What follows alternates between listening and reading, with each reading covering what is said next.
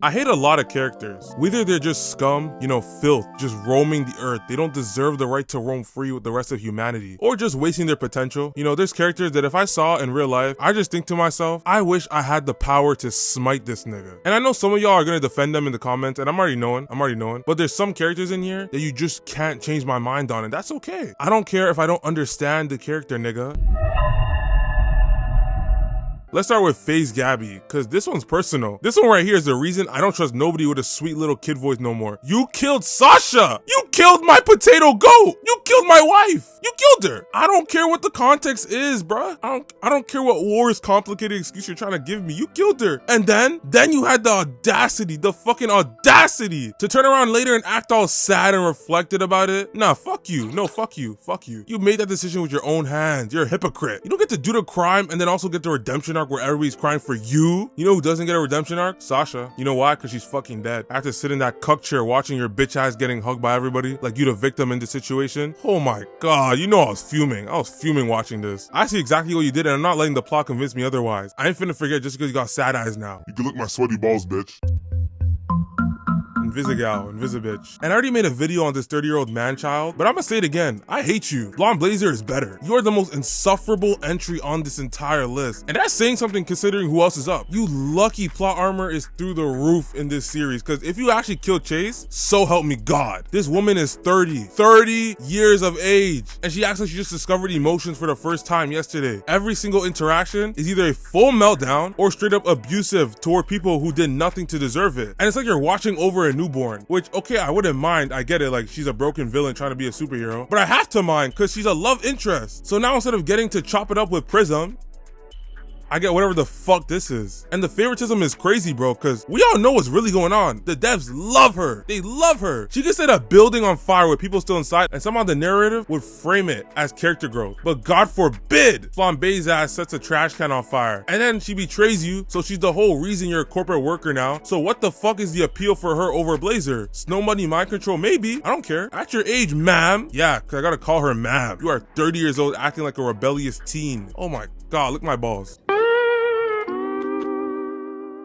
And then you got Oliver, bro. I genuinely can't even get mad at correctly because getting mad requires a person to have done something. And this man has done nothing. Nothing. You can remove this man from every single fight scene he's in and the plot wouldn't even change. Matter of fact, it might even get better. He's just there, bro. He's just existing. Taking up screen time and animation budget that could have went to other things. Could have gone to literally anybody else. Give me Tech Jacket before this nigga, man. Yeah, give me Tech Jacket. I don't even have a grievance towards him. My grievance is the absence of a grievance. You're not even interesting enough to hate properly, Oliver, and you think you're actually a threat too. Like, why the fuck would you run up on Conquest out of all people? And then you run up on Thrag? Didn't you see what Thrag did to the other niggas? Who do you think you are? Put him straight into the Goku chamber. Crazy. And then he says he helped defeat Conquest. I know it started out as Dad's thing, but I fought all those Invincibles wearing it. I fought Conquest.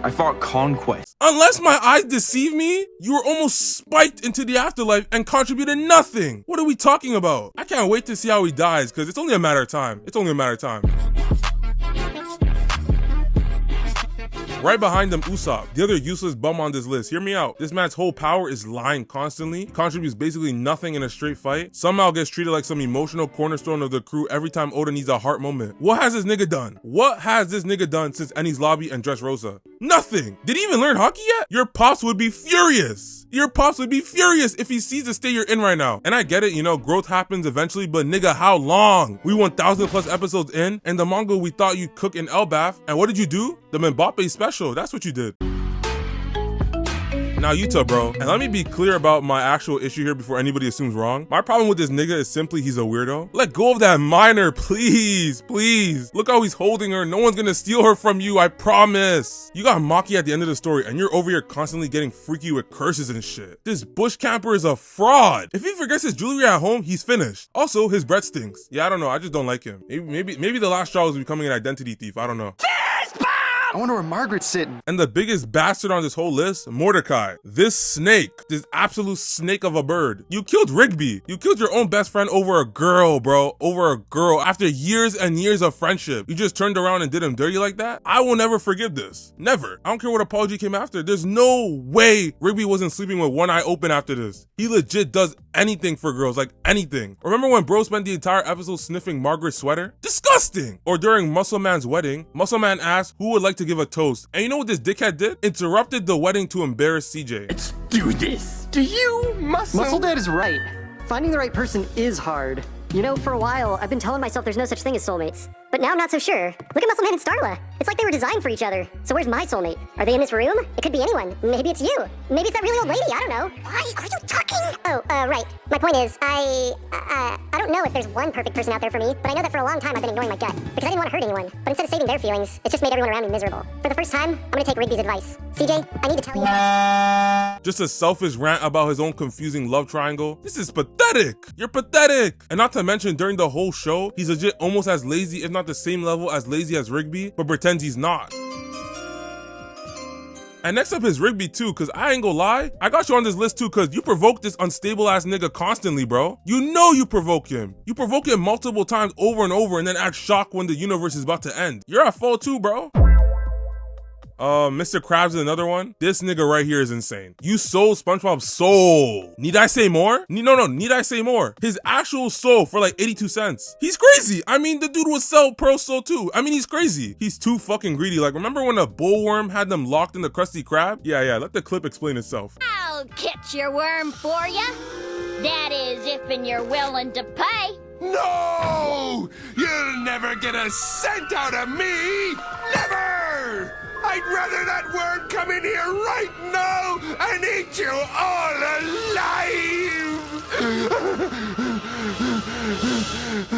This nigga is crazy. Now Sakura, and honestly, I'm gonna go through her quick because she's too easy of a target, bro. Like, this feels almost unfair. It's like I'm farming free XP. She's useless in basically every fight that matters. Way too much of a narrator explaining things everybody already understood 5 seconds prior. And her bitch ass somehow still manages to be way more involved in the plot's emotional stakes than her actual contributions would justify. And the screaming, like, shut up! Shut up! The constant screaming of a certain emo boy's name at the worst possible moments every single time. He almost killed you. He almost killed you. He almost took your life and you're still doing this nonsense. Fuck is your problem?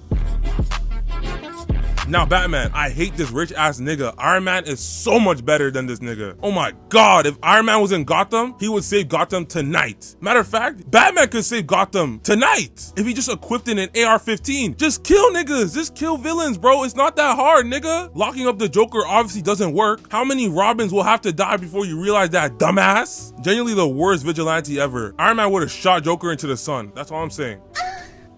And Annie, the female Titan. Hey there, so you wiped out Levi's entire crew, his entire squad, gone, squad wiped. People he trained, trusted, and somehow the story just wants me to accept her hanging around later, like everybody's supposed to be cool with it now. Fuck no. And Levi gets it too, bro. I mean, look at this nigga's face. He can't believe what he's seeing. You're still a terrorist in my book, ma'am. Same with the rest. It's just that Reiner didn't kill anybody I know other than Marco, and Berto got cucked out, a fate worse than death.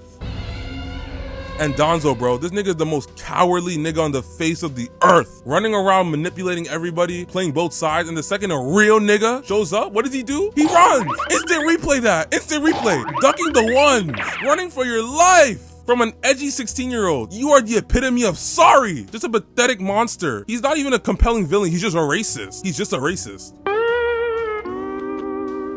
Caillou. This might be the most insufferable child in the history of children's television. Gotta be retarded. Just gotta be. Everything has to go his way, and the second it doesn't, he throws a tantrum. This kid needs a whooping, bro. I don't care. He dressed up one day, and the father said, "What are you up so early for?" He said, "The circus, of course." The father told him, "No, that's tomorrow." Bitch, it's tomorrow. Why the fuck is he crying? Why the fuck is he crying saying it's today? Like, this nigga thinks he can bend reality and make it today? And the worst part is the show frames it like it's relatable. Like, every kid's supposed to see themselves in this behavior. My kid will hit adoption acting like that instead of grabbing me beers. Are you crazy? To be honest, you're bald at 4 years old. No wonder he's always so angry. Just miserable. Just a miserable fuck. I'll sit next to you, Chrissy. Hey, Daniel. I want to sit next to Chrissy. But I was here first. Miss Elena, move. Stop pushing me. Stop, Daniel. I'm sitting here. I'm so mad. If